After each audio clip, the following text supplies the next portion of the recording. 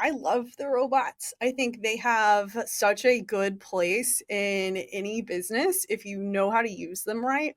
When we're talking specifically about LinkedIn and creating content with ChatGPT and AI, use it as a resource, but don't depend on it. Hello and welcome to another edition, your 260th edition.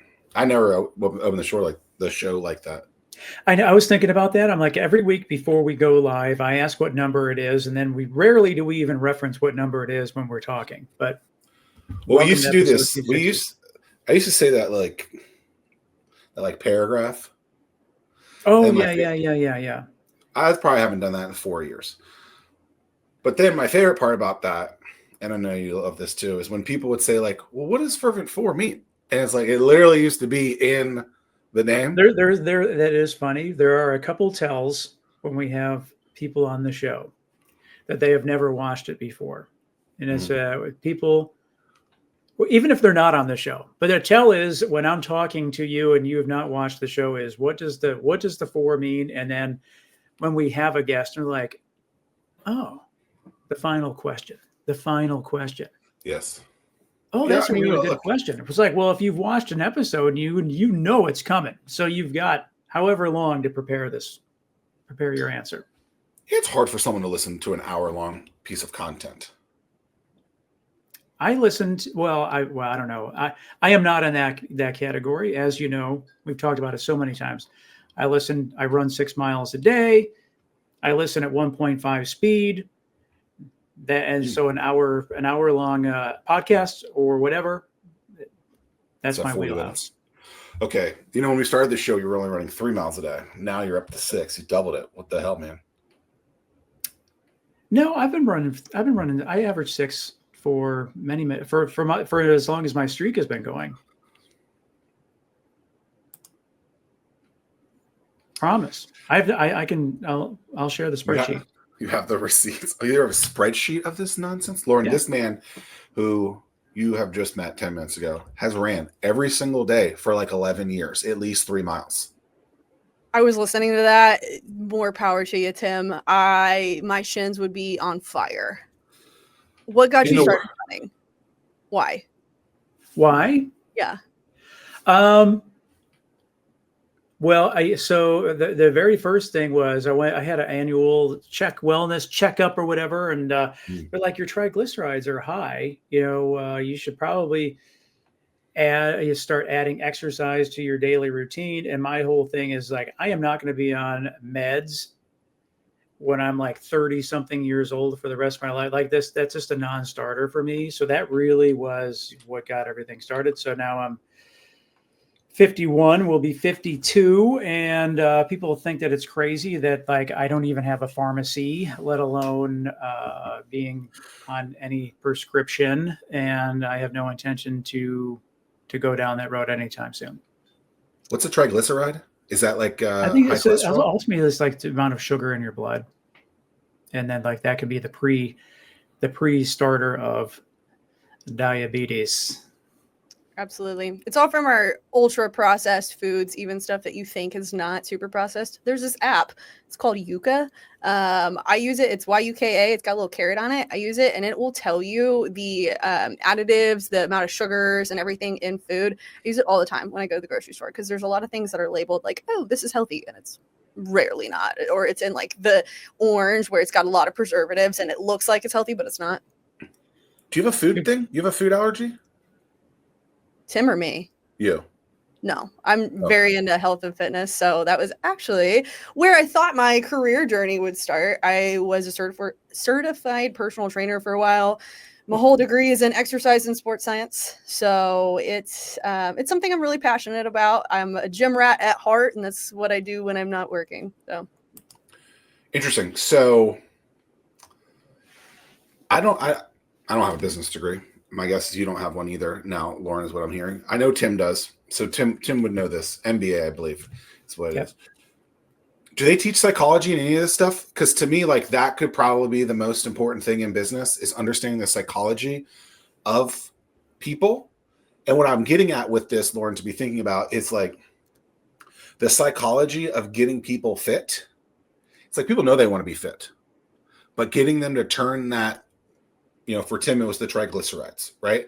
Like, what do you like? Just generally, what do you think is the psychology of that from a fitness perspective?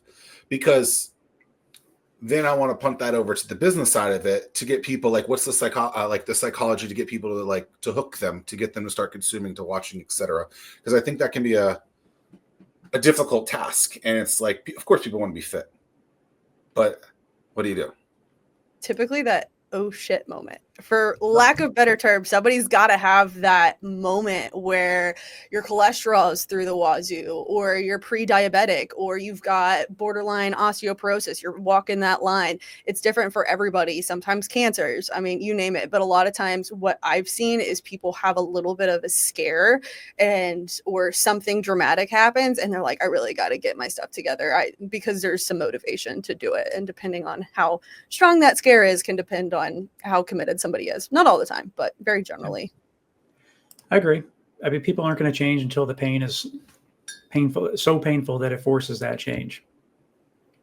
And that translates into business. I mean, just like we talk about all the time, like this area here is pretty laid back and lax because we're super comfortable. We have all the military and DoD spending. We have all the tourism dollars. We have the ports. So there's no sense of urgency. So there's no pain for us to really change and explore new revenue streams. So we're just like rolling down easy street until something changes. Like, but keep going down that road of the business side, Zach. I compare it a lot to business. So I'm a big Joe Rogan fan. And so in one of his episodes, at one point I was listening to it, and he put it in the perspective of when you are actively training and you're working out and you're pushing yourself to do something unbelievably difficult. You're going through a PR, you're trying to hit that last mile, you are doing the sprints, whatever the case may be. When you are pushing yourself through that and you successfully hit that PR, you successfully make it to that 6th mile, whatever the case may be, it translates into business very well because you are now mentally a little bit stronger, that you put yourself through those hard things every day. And so it's very easy to, not very easy, but it's a lot easier to walk through business and challenges in that because you're already putting yourself through a lot of mentally and physically draining challenges. Yeah. Doing hard things it just becomes a little bit easier every time you can't do one rep and have big guns, Then it becomes according fun. to some YouTube people, you can, Tim. 6-minute abs. Fake weights. I mean, abs are made in the kitchen. That's what I've always heard. That's true. Okay, so did you ever go into that world? Were you ever a trainer or any of that stuff? I did. Yeah. So when I was in college, I actually trained some of my professors, which was pretty interesting, being a college student and then training professors at the university. So that was fun. Beyond that, I decided it wasn't for me, as passionate as I was about it. It really took my love away from training, and it was harder to train myself. So when it was something that I personally really enjoyed going to the gym, it was more of a chore because at 6 a.m. I was in the gym writing workout plans. And then at 6 p.m. I was trying to train myself, and it took my love away real fast. So I stopped that very quickly. And somehow that evolved into your thing now. Yeah, absolutely. I did a hybrid type thing. I worked for a nursing home for a while, so I used that expertise, and I do have a business minor. So I use those two things. I worked at a nursing home as their activity director, and that was emotionally very, very taxing, watching all of your friends pass away from illnesses that they could have prevented in their life, or some of them they couldn't have prevented, but it was a really emotionally draining thing. So I used that degree a little bit in there as well. And then I ended up going a complete different direction into marketing and everything. It's all, all of those things is tough in terms of like, I think it's probably easier from the business marketing side, because if you're working with founders or business owners, whatever the case is, like if you don't do what needs to get done, you're not going to generate revenue. Whereas I think that dealing with clients in the gym, it's super easy. They lose motivation and then they just fall off, and you don't hear from them again. That would be really, really tough. But that was always the hardest thing with business. It's like, I can't want it more than you. It's really disheartening when you think that they're telling you all the things that they're doing, they're excited, and then all of a sudden one day you just don't hear from them again, or they say they've decided to discontinue, or they don't want to train anymore. And the same thing happens in business. You always hear that people, the ones that it separates the ones that make it versus the ones that don't, is when you hit that really tough spot of you are in the negative, or you can't pay people, or whatever the case may be, and you keep going. That's what separates the successful ones from the ones that just say, I'm gonna throw my hands up in the air. I think it's interesting too, like when you lose a client to not take it personal, right? Like it probably isn't about you, might be about you, but like it's okay, right? And to still keep that relationship with that person, still be friendly with that person, still don't screw it up, right? And so it's a learning experience. Like, why did you gain this client? Why did you lose this client? Why are you keeping this client? Like learning all of those things and being like actively like questioning all of those things. Like, why do I have this? Why don't I have that? Right. And really looking in that mirror and saying, okay, like this is what it is. And I think if you allow yourself to do that, like you can really see more success. But I think a lot of people are afraid to look in that mirror. And I think a lot of people are afraid to do that. I don't know why, but I think that a lot of it comes down to it. Like to me, it's super easy. You listen to Rogan or you listen to the Fervent 4 show, it's easy to get motivated. But then as soon as you turn off that podcast or whatever, then you lose that motivation, and then it comes down to discipline. And so so the discipline is what you really got to rely on.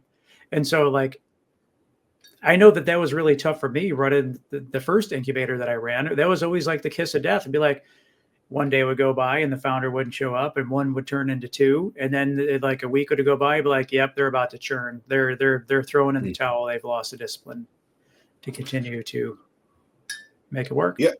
I think my good friend David Goggins. That's who I was trying to think of. But yeah. Yeah. I think he said something like someone can't motivate you. Like you have to motivate yourself. And, I don't know that I ever heard that before until he said it. And, yeah, I attribute like running in the summer here is super hard. I mean, it's hot, it's humid. It just, you lose many, many pounds in sweat. Zach, you probably have the record, but it was like listening to that where I was like, stop being a pab and like gut it out. People don't believe me when I say this, Lauren. Tim didn't until he saw it for real. I can lose like 8 pounds an hour of sweat and be drinking. I lost 3 pounds this morning. And it wasn't even really hot. Yeah, it was like 60 this morning. 67. Yeah. It was for you? Oh, 61 for me. Interesting. Do you drink a lot of water, Zach? Yeah, like 1.5 gallons. Yeah, there you go. You should just why are you going to be so mean about it? A gallon's what, 5 pounds? 9. That's crazy. I used to be the one to carry around the gallon until I realized it wasn't that professional looking. Up until the last job I had my gallon. All gym rats have to go down that road, right? Mm-hmm. That's like part of the cycle to earn their stripes. Now I use the stupid Stanleys, but they're really nice. Yeah, with the scoop of something in it that doesn't really work, but they think it does. Or they have the new thing is these people drink these Celsius drinks all the time. Oh yeah. I got a shout out to Chris Tillett, my new. He has first Yeti. Your first Yeti. Yeah, I'm just late to the party. You get a Yeti cooler for like $600. Dude, that's what I'm saying. I can't do it. People My pockets aren't that deep. Allegedly, it stays cold for days. I don't know why you need that, but it's a thing. People do it. Good for them. Congratulations. Okay, so you're a LinkedIn expert. I am. My team is as well. Of course. Mainly. The team at Crelo. Mainly that. The team at Crelo. Tough name to spell. That'll be the quiz for everyone, the homework afterwards. Why LinkedIn? Why is that it's not a platform that I think most people think of first, when they think of social networks this region or even business. the go-to platform in this region is 100% LinkedIn. Oh, okay. Based on my, Depends on your industry. So it really depends on your industry. If you are in an industry where you're selling to consumers, so you're selling Yetis or Stanley Cups and you're selling it directly to the person, you're more likely to be consumed in the social media world in Facebook and TikTok and Instagram. Whereas if you're in the business to business world and you're selling products or services to other companies, you're more likely going to gravitate towards LinkedIn. yeah, I agree with that 100%. And I just always kind of shake my head a little bit when I do scroll through LinkedIn. And I'm like, why are you spending so much time on LinkedIn? Like, this clearly is not your audience or demographic that you need to be going, or platform that you should be on for this. But I want an example. Give me an example of that. Like, I can't I don't know how to without giving it away. What, you can't tell me like what they sell or like a it would product. totally give Well, it don't away. you think? Well, maybe he's even saying it like this: like these people who post online so much, and it's not even just the posting; it's the commenting. And you're like, you see it, and you're just like, okay, like I understand you. Well, back to the first thing we said: sometimes you have time or money, but it's unlikely you have both. So if you see someone who has a lot of time and they're commenting and commenting and commenting, it's like, okay, I wonder that. I'm like, do you have like 3 monitors set up, and one of those monitors is just dedicated purely to LinkedIn? Because it's like, how do you spend that much time? Like, I'll pop on once or twice a day at best. Can I give you a secret? You're scheduling content. The internet. Yeah, you could be scheduling content, but if it's comments, it's probably somebody else on their behalf. More than likely. I mean, it depends. No, I don't think so with some of these people. I don't think so with some of these people. It's totally their tone. I do think there's the same aspect with networking, mm-hmm. right? Where you see the same amount of people at network events over and over and over again. And maybe I even told you this, but it's like at some point, someone's going to question and be like, how do I see you at all these events and you're an expert in this space and have clients? It doesn't make sense. Yeah. Right. Mm-hmm. So like, I think you have to politician networking and, just go in 10 minutes, shake a hand, kiss a baby, deuces. I think that's a skill. It's very difficult to do because you feel like you're there, get it done. But it's like, also, you don't want to be seen so much. And if you're the person that's seen, and I know you guys all know who these people are, it's the same people just passing out a card every single time. Like, that is not a good look. And I think they think, oh, well, I'm getting my name out there. And it's like, but I think you're doing harm to your name because then people are like, well, are you getting any of this work done? Lauren, I have a question. Yeah. What is the latest and greatest in terms of the LinkedIn algorithm? Back in the day, not too long ago, it was like post once and you get great visibility. If you start posting more than once, then the amount, then you would drop off in terms of the amount of visibility. Where does that stand now? Do you know? Are you asking in terms of quantity of posts, or are you asking in terms of like the types of posts? The quantity of posts. Quantity. So it really is going to depend on the people that you're posting content for. So who do you want to see your content? You got to think about how active on LinkedIn they're going to be. So if you've got an industry like IT or finance, something that's going to be a little bit more active on LinkedIn versus construction, you might want to be at that higher end range of 4 to 5 posts per week if you're targeting those guys, because they're likely going to be on every day. If you're in the construction world, 3 posts is typically a good average. Anywhere from 3 to 5 is good for businesses. For personal, I would say no less than 2 a week. And what's the top end before they start? 5, hands down. 5. Yeah. Oh, that's a week.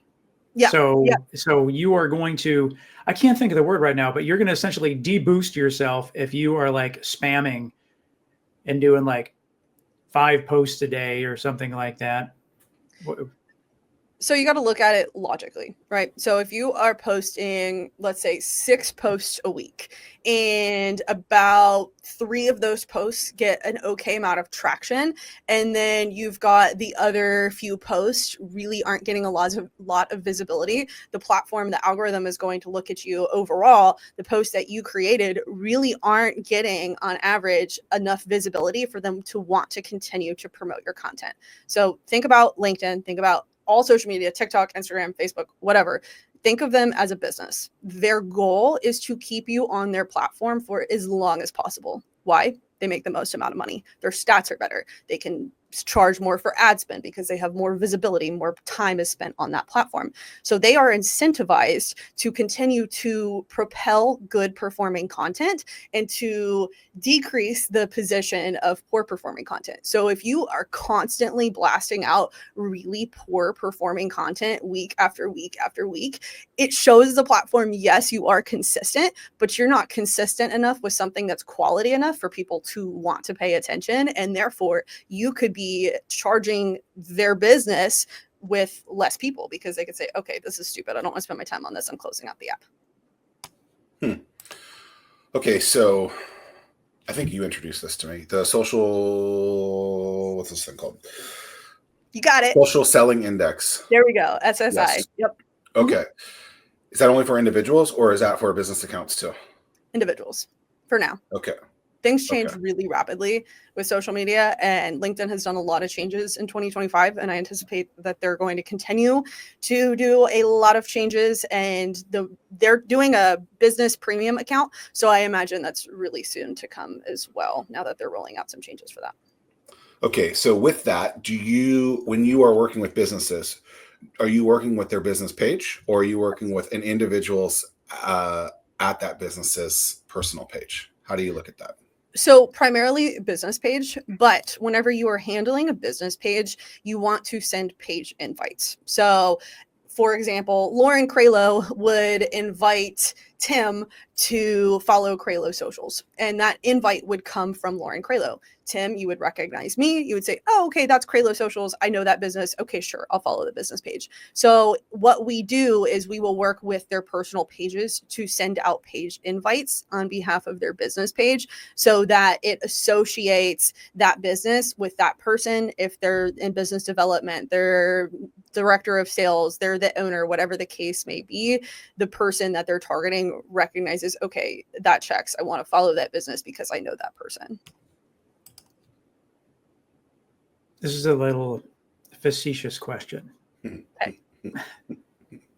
Are you the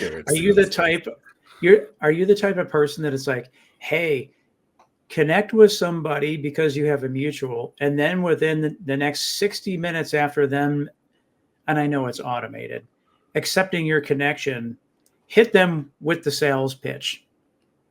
It depends, right? It depends. That can't be really effective, though. It is. It is. You would be surprised.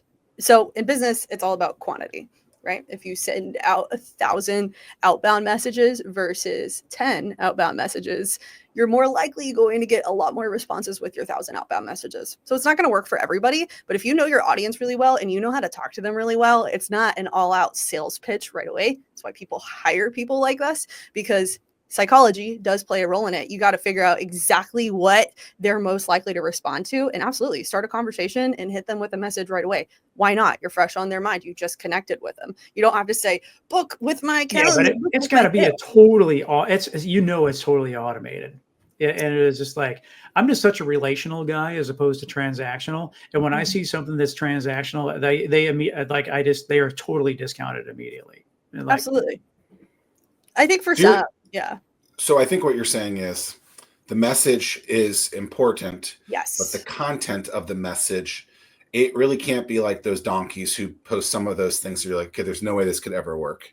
But if you really get, granular with the messaging and have something that is not ridiculous, it can work, I think, is what I'm hearing. So I think you're agreeing, Tim. Yeah. Right. Yeah. I just, you know what I'm talking though. Like, you accept that connection. You're like, I know what's coming.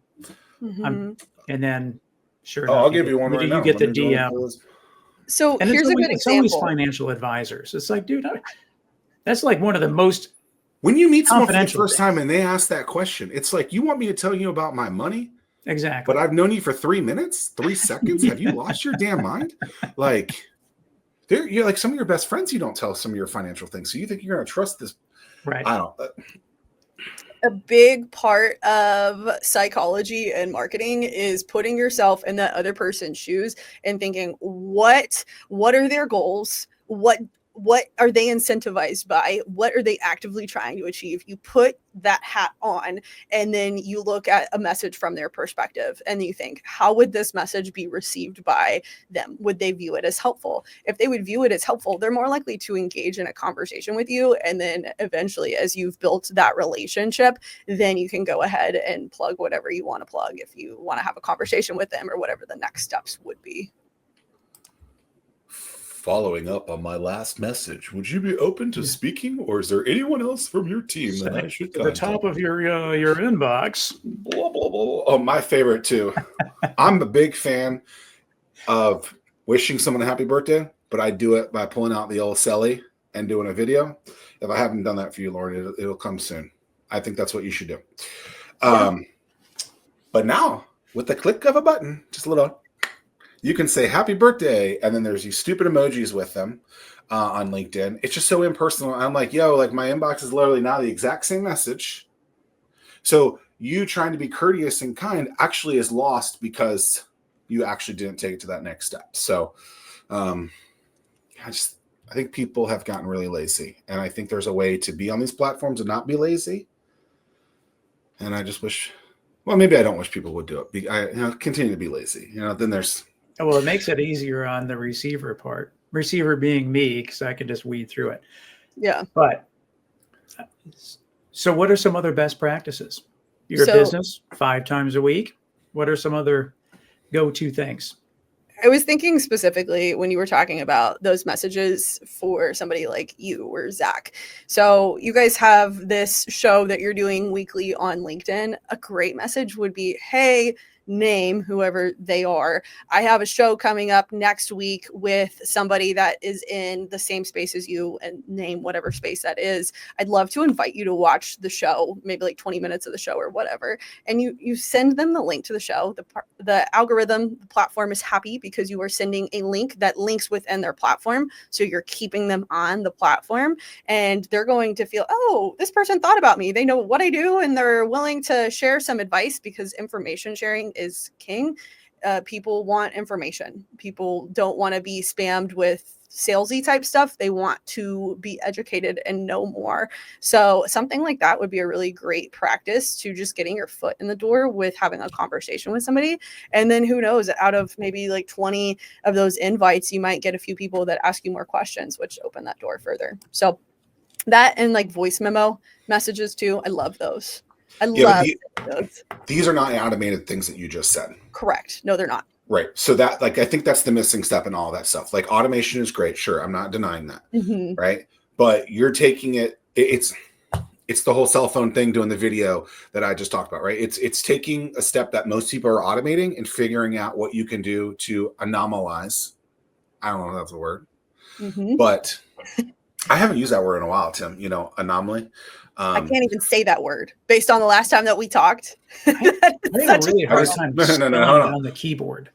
Anomaly. But say it. We want to hear it. How do you say it, Lauren? Because if you can't say it, you can't just tell the people that you can't. We got we're supposed to be good interviewers here. We got to pull this out. Like, say it. Come on. Anonymously. See, I don't know what it is. It is that where every time I try, I don't know. I can't be listening to this right now. Anonymously. That's going to mess me up. Yeah. Yep. I know. So, if I say it in a sentence and it just goes by, you're like, did you say that wrong? And then just keep going. So. It's just English, I mean, can't be so hard on ourselves, no.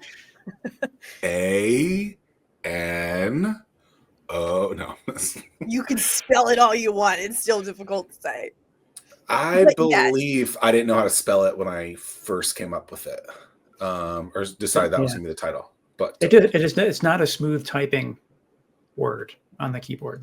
These words where you look at it and you're like, is that correct? And then you ask your thing on your phone, you go, is this the correct way to spell it? And you look at it and you're like, you lying. That's why Elevate is such a great thing. And like you look when you learn stuff on Elevate and you see other people and like they totally use it wrong. So there's certain things that people use it so wrong that you're like, it almost makes it sound like they're doing it correctly, but they're not. But then if you do it correctly, you look like you're the one that's doing it wrong. Yeah, because so many people do it wrong. Lauren, Tim and I do this daily habit. I don't even know, skill, Mind English, exercise. mind exercise app called Elevate. Common spelling, ELEVATE. And it's pretty wild actually. So there's like some math questions, some English questions, some spelling questions, some memory questions. I hate the memory ones. I always skip them. But it's really quite unique, and your vernacular does get stronger, I think, because of it. They have a new puzzle. Tim, have you been doing the it? word search? Yeah.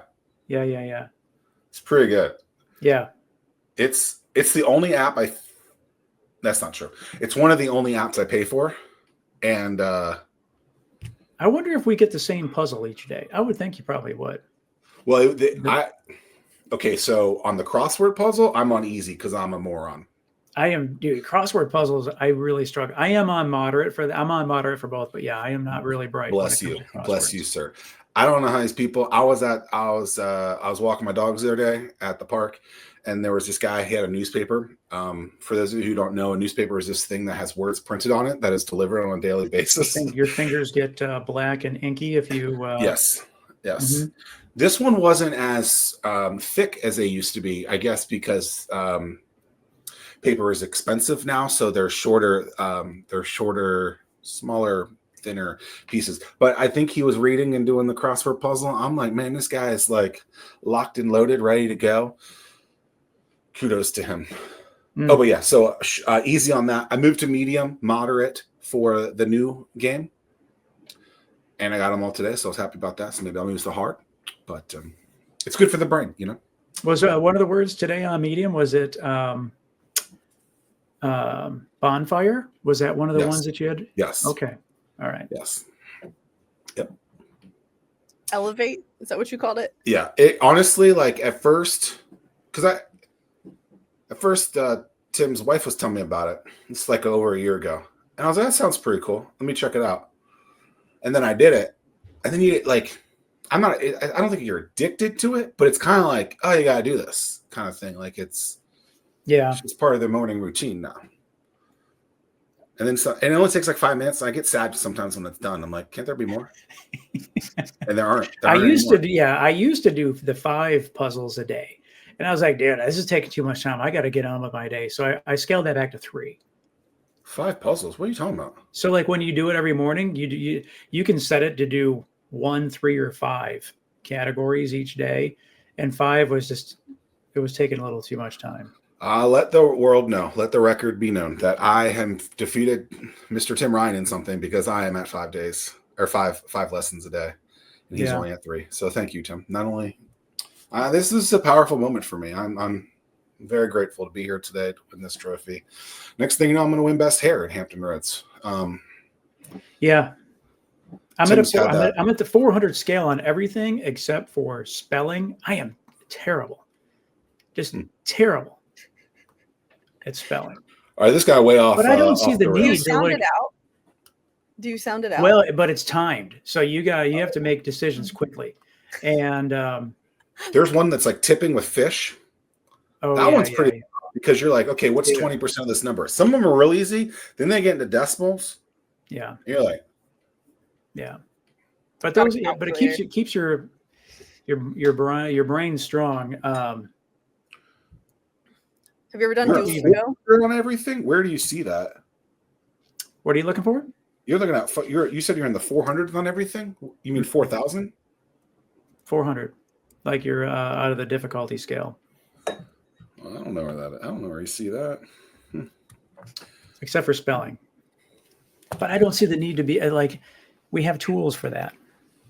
Yeah, calculators. That's why you'll never see like, hey, we need a volunteer for someone to go up on the whiteboard and take notes. Never me. I will leave the whole thing altogether. Like I'm out. Peace. Can't read what I write anyway. I feel like Billy Madison. Spell the word buzz. No, I'm out. Yeah, I'm out. So Lauren, over the last, 18, 24 months, this crazy thing called the robots has really taken over the world. You see a lot of content on LinkedIn, people bitching and moaning about the dashes or the emoji icons on there. stuff, general thoughts on the robots, and people producing content, what that means for you and your business, how to leverage stuff like that. Like, what's the one-on-one on the robots, according to Lauren Craylow? So I love the robots. I think they have such a good place in any business if you know how to use them right. When we're talking specifically about LinkedIn and creating content with ChatGPT and AI, use it as a resource, but don't depend on it. So a good example would be, you could have gotten away with this, let's say 2 years ago, or right when it first came out, when not a lot of people were using it, just prompting ChatGPT, hey, write me a post for LinkedIn targeting XYZ people that they would find educational and valuable. And that would have worked. It would have been fine. But as everybody uses it now, everybody knows how to spot it. I think that you can use it, but people want authenticity. And so kind of back to what we were talking about earlier with the anonymly. Yeah, I'm getting closer. So kind of goes back to that. People want authentic presence, and you're not getting an authentic presence with somebody or a business that's writing content with a robot. So you can use it to help you, but don't use it as your primary source for generating content. Not the best idea. Yeah, I feel like you miss out on the... Yeah. Sometimes I think that it's okay to have a misspelling or a grammatical error in there here, just to show that it is authentic. Like my wife, she was at a hotel up in Northern Virginia, and like you check in, and then you get that message saying, hey, this is so and so, I hope everything is okay. If you need anything, let me know. I just assumed that was just automated. They know when you check in. The computer then sends out the text message, but then my wife replied, everything is great. Thank you so much. And then they replied back with, you're welcome. Y-O-U-R, welcome. And I was like, maybe it is for real. They misspelled your. So, I'm sitting here, I'm like, that's spelled right. And then I'm like, oh, no, I got it. Never mind. Yeah. You need to boost it up to 6 lessons with that Elevate app, I guess. Wow. You are not supposed to talk crap to the... You open the door wide open for that. It's okay. Say an But you know that, hey, the person behind the front desk is sending something out. As the general behind a robot wrote this, that's my new thing on LinkedIn. I wrote that because I think it's funny. I'm with you on that, Tim. Like, so what I'll do, Lauren, is like if I think someone is using AI and literally just copy and paste, I'll be like, a robot wrote this. But I'll change. I know you guys have all seen this. I'll change an S to a Z in comments and posts. Right, that's my misspelling, if you will. Yeah. Right, Z for Zach, and people are like, I know people catch on because they're like, oh, you didn't put a Z in this, like in an email. They're like, why isn't there a Z in this email? I'm like, yeah, all right, like, but it's just like little like creative things like that to try to like get that attention, because it's so difficult when there's so much content than ever before. And that's my little twist on something like that. I feel like I've been doing that for years now. I agree. As long as I can remember. I think that's good. That's creative. It's different. People want creative different because there's so much noise, for lack of a better term. There's a lot of people competing for space, and they're competing for attention on these platforms. So how is your business? How are you going to set yourself apart from everything else that's on that platform? So you got to be different. So easy ways to do it. I don't know why people don't do it. It's, if you're trying to message people, you're trying to be different, you can send a little video note, you can send a voice note, then they can say, oh my gosh, okay, the person from the profile picture is a person talking to me. That's authentic. That's a little bit more for personal branding. For business, it's a little bit different. But whenever people can hear voices that aren't AI voices, but they can hear a human voice, they are more likely to want to engage with you. But we're really, really going very quickly into the territory where we're not going to be able to tell a difference. And there are voices out there that it's really hard to tell. And then also with the fact that we've got technology now that's not super readily accessible to everybody, but technology that if you search for it, it can take all of your words and come up with different things to say from you. And so we're definitely approaching that territory where you can still automate authentic type content, authentic type messaging. And that's just going to have to be a situation where your marketing team and your sales team learns how to adapt to that. But some platforms like TikTok, I know, put labels on stuff. I don't use that app anymore. But I know that sometimes there are mandated, like AI generated this, but we might get to the point where we can't tell. Who creates movies? Is that the Grammy or the motion picture, whatever? Who was on strike a couple years ago? Do you remember this? Like last year? My understanding of one of the main points, other than money on that, was it cannot be robot-driven content. It has to be written by the actual people, and the people cannot be portrayed by a robot in the future. That was something that was like explicitly put in. It'll be interesting to just see if that kind of mandation. Who knows if mandation is a word? I just made it up, maybe.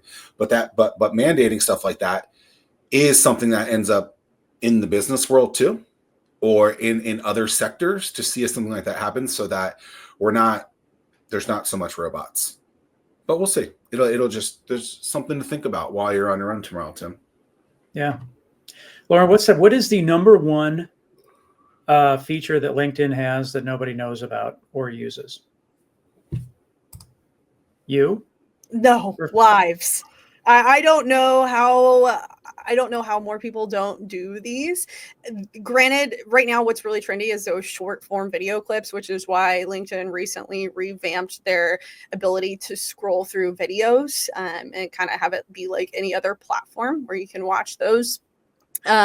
So those are a really good hidden gem, but live videos, because again, got to go back to the business perspective from LinkedIn. If somebody's really engaged in your live video, they can have their laptop open for, let's say, an hour listening to a live chat. And that's an hour that they are on the LinkedIn platform. And so if you have a good live show, and if you are consistent with it, you have good guests, you're doing more and more of them, it's a great way to increase that social selling index that we talked about earlier. And then you can use it to promote your business too, if that's your goals. I thought that you were answering that by saying, like me, I'm the best feature of LinkedIn that nobody uses. So yeah, hey, that too.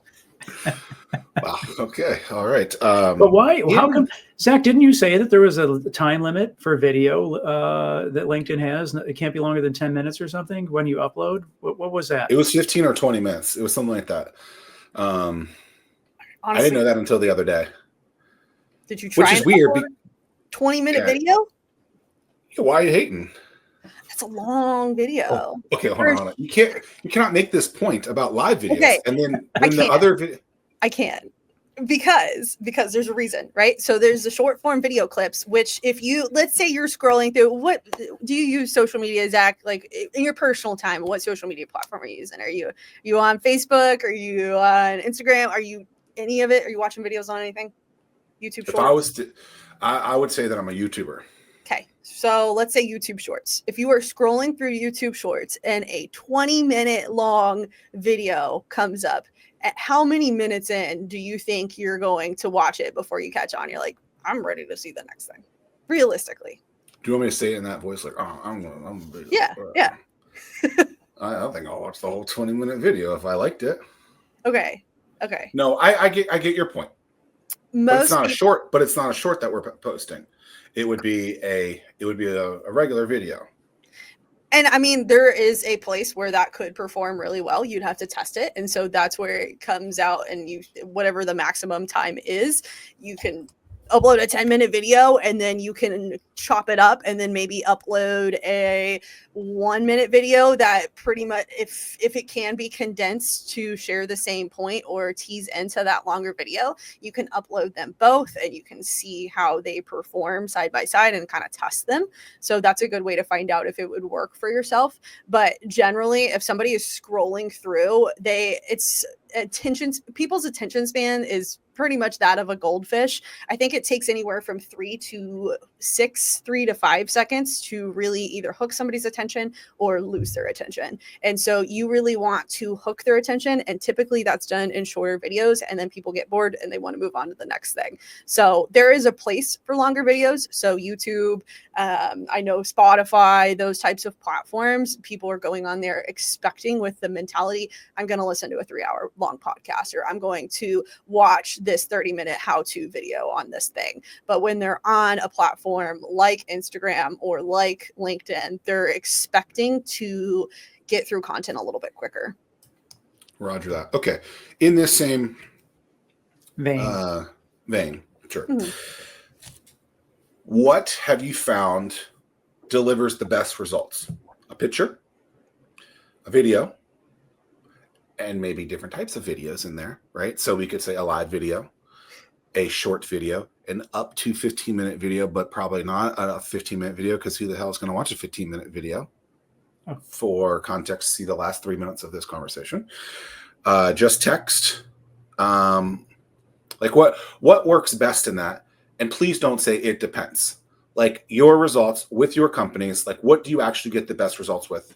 Videos, hands down. Okay. And with that, it needs to be like multiple angle cut, constantly moving. Yes. And it can't be just one. Not particularly. It depends on what the video is about. Because doesn't like Mr. Beast really analyze all of that really closely in terms of but he's not on. They were talking about LinkedIn specifically. I don't think he's on LinkedIn. Well, I guess. Okay. Yeah. I don't think that he is either. But just in terms of like Mr. Jimmy, the type of video. You know, he lives 2 hours from here, by the way. Yeah, in North Kakalaki. Are we talking about the guy with the really big butt? Is that what we're Mr. Beast? That was like what he went famous for if he's not on LinkedIn? No? All right. Okay. Nope. I don't think that's that person. This person has a game show. And remember when I texted you, are you a contestant on this show? Let me see. Yes, I remember. Yeah. Hold on. I'm looking for it. But yes, I remember. This got really off the rails if we're talking about guys. Rear All right. ends. Back to the video picture. Yes. Okay. So I won't say it depends. So your question was what performs better? What performs best? And then then you say video. And then with Tim, he's like, how do you create a better video that will get the results that you want? So what's our goal here? Is our goal more sales? Is our goal brand awareness? What would our goal be? Let's just say more traffic and engagement. Okay. And are those two different things? Is it? Yes. Engagement on posts that will produce more awareness for the brand. Let's just say that. For a brand. Okay, perfect. So one way that would be really just the surefire way we found this is the most successful with our clients is if whoever is doing the majority of the networking, their face is in front of the business, whether that's the owner, that's a business developer, whoever is out and about the most, having them make some content, and they can have their marketing team, people like us, it doesn't matter, say, here's what I need you to talk about. I want you to send me a video of you talking about it. And then, yes, we can clip it up and add different clips of some B-roll footage is what we call it. Or it can just be a straight video of that person talking, but they have that credibility. They've been seen by the target audience. Ideally, if you have the people that you are targeting in your LinkedIn audience, and then you have the person that they're seeing in person, talk to them, they're more likely to engage with it. So people always work really well because people identify with people. So that would be my number one tip. But everybody, I don't know what it is, but people are just so reserved to do it, even if it's time blocking, let's say an hour every 2 weeks or 30 minutes a week or whatever the case may be. People are just really reserved to do that, and it really moves the needle. quick example for you. We have a client that works with industrial bolting tools. And so one of the tools was actually able to open a fire hydrant. And it was just, that's not what its primary purpose was for, but it was really cool. And so the client, the owner of that shop, demoed that tool in front of the fire hydrant, and it was really quick, really simple video, and it got a ton of traction because it showed, here's the tool in action, but it's not necessarily promoting the tool. Here's the guy that that's behind this business, that's behind the tool, and he's using it to do something that's cool enough to get people's attention. And so it raises questions about the products, and so it works on to get traction to your page, traffic, and it works to get engagement because people really liked the content. So just creative stuff like that. And you don't need to be the one to come up with it. You can have your marketing team, your LinkedIn team, whoever come up with the ideas for you. Your Craylo social team.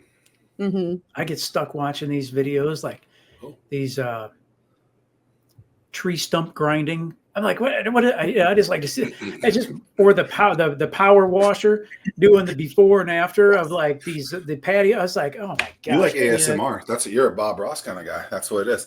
That's what this stuff is. It's the new Bob Ross. That's all it is.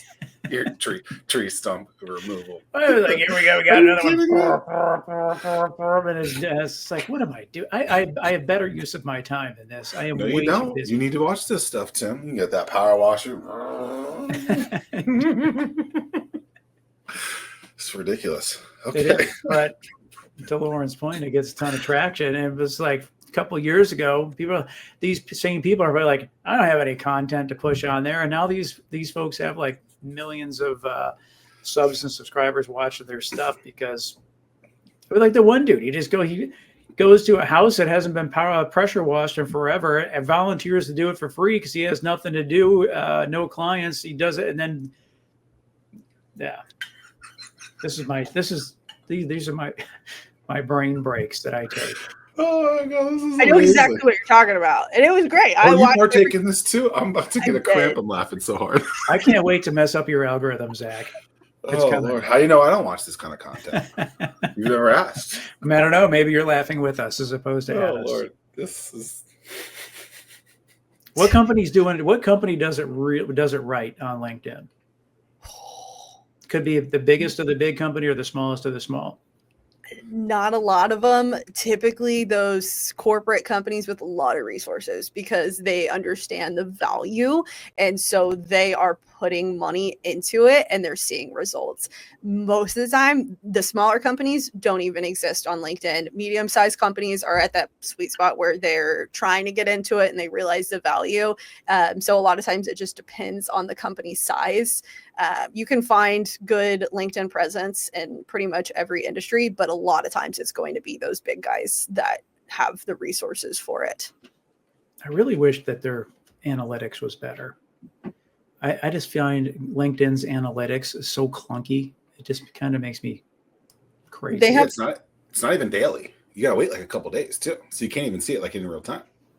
There's third-party tools that you can use that sync up with LinkedIn. So I anticipate that's one thing that's going to change as time goes on too, because more and more professionals are using LinkedIn. There's a shift overall where people are starting to want to avoid their personal social media and their business social media. So LinkedIn in the past few years is really starting to get more traction because people there's that divide. They go home and they don't want to. I go home and I don't touch LinkedIn. I don't have the notifications on for the app, nothing, because when I'm at work, I'm on LinkedIn. When I'm at home, I'm at home. And I'm the LinkedIn guru, right? That's my company, but it's not something that I really want to partake in at home. And so you'll see that trend. And so I think that as more people are using the platform for business and solely for business, I believe their analytics are going to get better.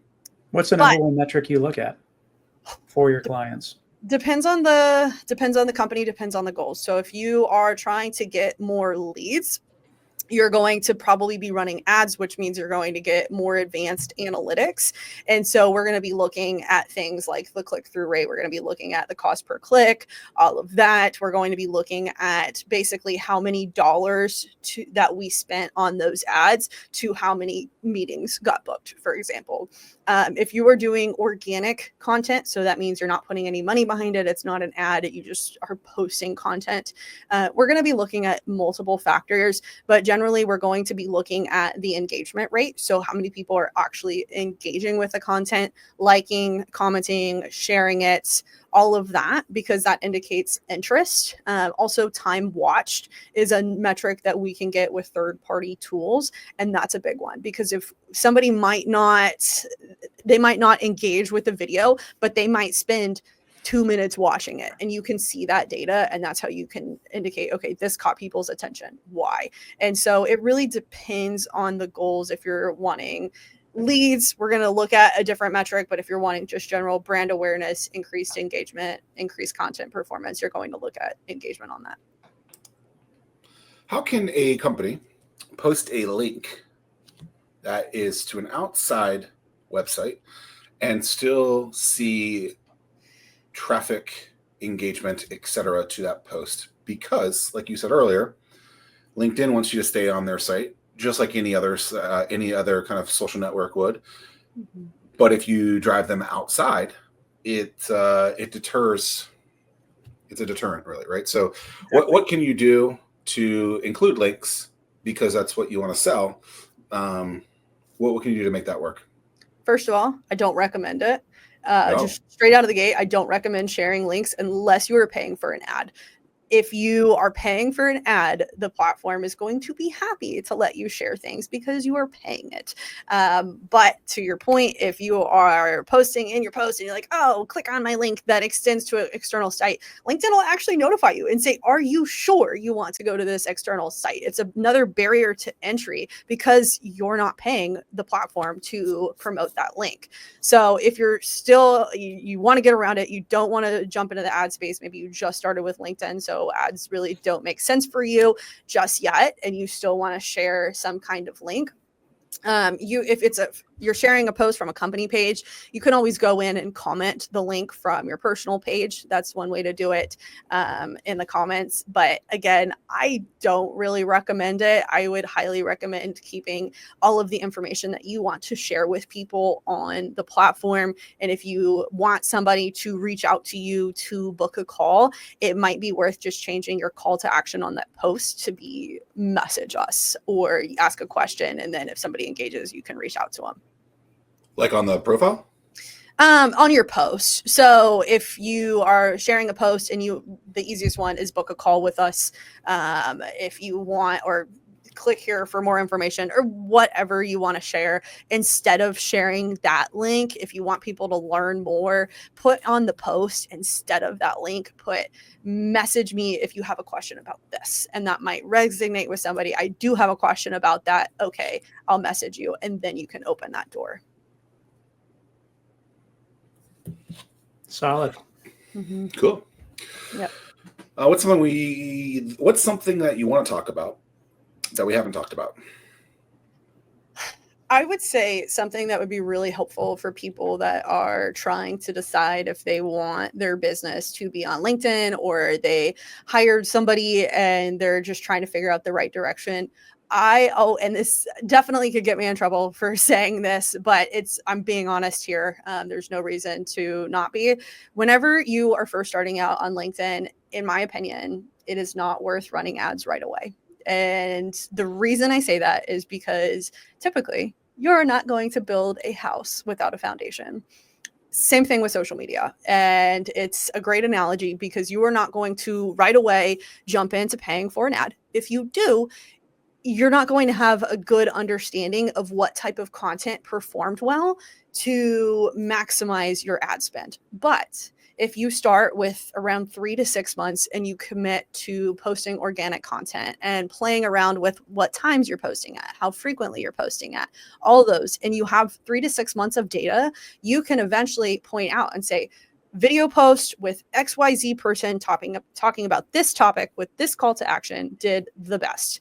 Great. We can take that data and then use it to run an ad. So then that way your ad spend isn't wasted. So that's a big question that I get. People say, oh, should I pay for Salesforce or should I pay for ads, or it's really expensive. I want to hire somebody, but what do I do?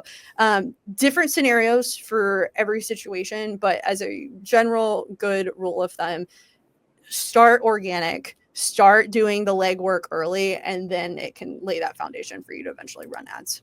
I like that. Is there a certain milestone that someone should be looking for that they need to hit that says, okay, now I'm ready for paid ads?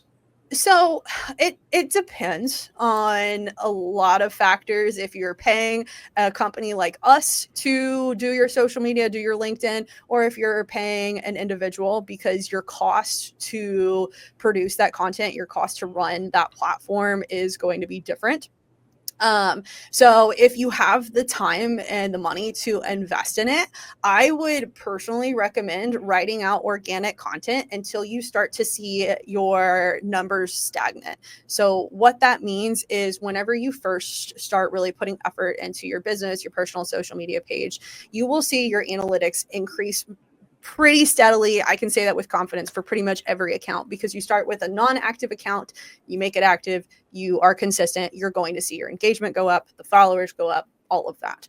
And so you will get to a point, and some people it takes 2 years, but you will get to a point where things will just start to level out, and you'll see natural fluctuations where one month you'll have a really big decrease, other months you have an increase, but all in all, it kind of levels out. That would be the best time to run ads, but realistically, you don't need to wait that long. If you really do want to see results, I would say 3 to 6 months. Just wait that time frame so you have enough data and then move forward with it. Can a business direct message someone, or does it have to be done from an individual perspective? So currently, you can direct message somebody if they are messaging you. That's bound to change, I would imagine, because it was, I think this year, or maybe towards the end of last year, that businesses got an inbox, and it was something that was beta tested at first. So some businesses had that inbox, others didn't. And so now everybody has their own inbox, but Lauren would have to message your company first, and then you can respond back. Got it. I might have known this, but I forgot. Microsoft owns LinkedIn? I don't know. I don't know They who do. owns LinkedIn. Yes. Happened in 2016, allegedly. Yep. Yep. Wow. You were like in middle school then, Lauren. 2016? Pretty much. Let's just call it elementary. Felt elementary. Tim? You being the person that pays close attention to your food intake. Mm-hmm. Typically, we would ask, what is the food of the region? You're relatively new to the region as well. So let's just pivot a little bit on that question. Where is the place that you would take someone, or that if you do leave, that you're going to miss the most? Second Street Bistro. So my friend Dana, when I first moved here, we went to lunch. She was one of the very first people that I met. She took me to Second Street Bistro, and they have this fried chicken sandwich. I'm not a fried chicken person, but it's got jalapenos and like this nice honey. And anytime we go out, we go there. It's not great. Victory Kiln Creek, Victory Boulevard there? I don't really I'm assuming know. so. It's in Newport News. Yeah. But they have one in Williamsburg too. Yeah. So anytime anybody comes into town from out of town, I recommend Second Street Bistro. It's very good. They used to have a great French dip, but they got rid of it. It's no longer on their menu. I'm a French dip guy. Oh. Typically, if I go somewhere and if I see that on the menu, I feel like I have to give it a little testy test to see where they compare. But they do have this cool Mexican restaurant, and I'm from Texas. I'm really used to really good Mexican food. So that was a little challenging when we moved here, but it's in and I'm probably going to say this one wrong too, the Norfolk Outlets. It's a little Mexican restaurant. They've got a little Wally looking robot that will deliver your food to you. It's very cool. That place is nice too. Wait. What's the name of that city? I don't want to say it again. I'm going to get myself in trouble. The anomaly thing I could have gotten away with, but I can't butcher a city so close to us. It's okay. But I'm assuming the military brought you here. Yes? No? Yeah, my fiance is a fighter pilot. So we're here for anyway. Air Force? Surprise. Yep. So it's a surprise how long we'll be here. But we love it. I love living next to a nice beach. In Texas, our beaches were not so nice. So this is very nice. Well, this has been wonderful, lovely. And if you're ever in Norfolk, let us know. I don't know what else to say. This has been a joy. Tim, final words? Well, for those that don't know, there's this thing that's coming up on August 21st, Startup World Cup. I encourage you all to check it out. Get your tickets. We're taking a big step forward, putting us like literally center stage. It's our time to show Virginia and the rest of the world what we are all about. We need everybody to attend, support entrepreneurship. This is our time. We talk about how serious we are about this. It's time to show up. We need you to show up. Get your tickets. Can't wait to see you there. Sandler Center. Big place. Big place. They've had a lot of cool acts there. I don't know if it'll be anything as cool as us. And the other What's businesses. the biggest audience that you have performed in front of, Lauren? I don't know the number how many people were there, but it was at the Thrive conference actually this past year. Okay. Yep. That's where you did a selfie on. Was that Norfolk? Yeah. And that goes back to my point of, don't. That goes back to my point about video. 3 times more likely. I stand up on stage every time I do it. It's now my thing. That was your line, yeah, because you're like, if I just write about this, it'll get like 15 posts or 15, likes. But because I did a video, it'll get 4 times that or something like that. Yeah, I think that's smart. Well, these pictures will pitch in front of 800 to 1,000 people, so it'll be exciting for them. Or nerve-wracking. Nerve-wracking, Tim. Yeah. Lauren, it has been a blast. Appreciate it. And, likewise. Thank you. Like, subscribe, download. Appreciate y'all. Have a wonderful day. Peace.